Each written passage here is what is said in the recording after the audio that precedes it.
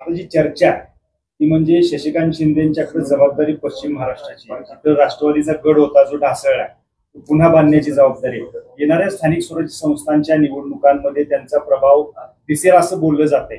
महायुतीला याचा फटका बसेल का, आपल्याला काय वाटतं? नाही बघा, शशिकांत शिंदे साहेब आमचे चांगले मित्र आहेत, विधिमंडळातले आमचे सहकारी आहेत.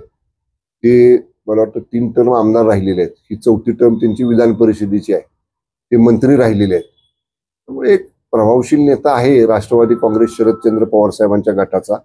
पण शेवटी सातारा जिल्ह्याचा आजचा विचार केला तर एकेकाळी हा जिल्हा 8चे 8 आमदार राष्ट्रवादी काँग्रेस पक्षाचे निवडून देणारा होता. पवार साहेबांनी राष्ट्रवादी स्थापन केली तेव्हा. पण नंतर चित्र बदललं. 8वरून ती संख्या 6वर आली. आम्ही 2 जण शिवसेनेचे निवडून आलो, मी आणि महेश शिंदे साहेब. नंतर आत्ताच्या परिस्थितीमध्ये 8चे 8 आम्ही महायुतीचे निवडून आलो. कसं आहे, जिल्ह्यावरती प्रभाव कोणा एका व्यक्तीचा नसतो.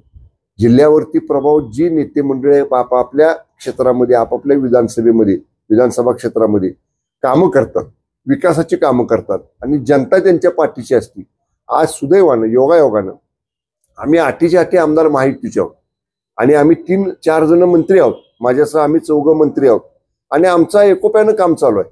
म्हणजे शिवसेना, भाजप, राष्ट्रवादी काँग्रेस, अजितदादा गट पवार साहेबांची आम्ही हातात हात घालून काम करतो. त्यामुळे ठीक आहे, समोरच्या पक्षाला प्रभाव दाखवायचा असेल, त्यांना ताकद वाढवायची असेल, ती त्यांचा प्रयत्न करतील. पण महायुती ही सातारा जिल्ह्यामध्ये स्थानिक स्वराज्य संस्थांची निवडणुकीत भक्कम राहील आणि महायुती एकत्र राहावी यासाठी पालकमंत्री म्हणून माझा प्रयत्न असेल.